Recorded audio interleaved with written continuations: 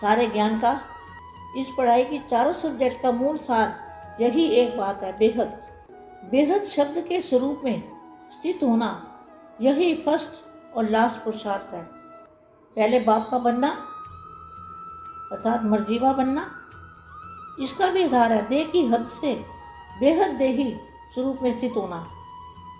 यह लास्ट में फरिश्ता स्वरूप बन जाना, इसका भी अर्थ है सर्वहद के रिश्तों से परे फरिश्ता बनना।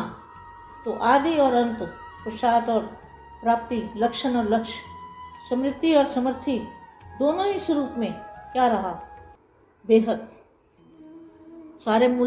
सारे ज्ञान का सार क्या है? बेहद।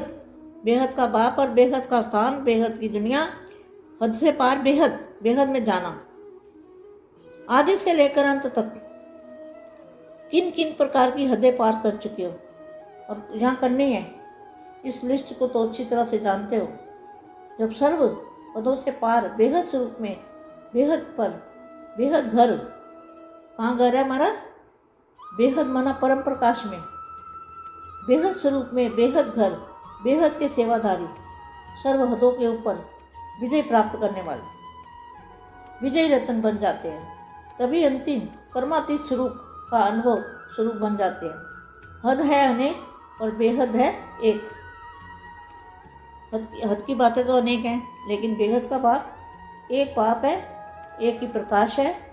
एक अनेक प्रकार की हदें अर्थात अनेक मेरा मेरा मेरा मेरा एक बाप, दूसरा ना कोई। बेहद के मेरे में अनेक मेरा समा जाता है।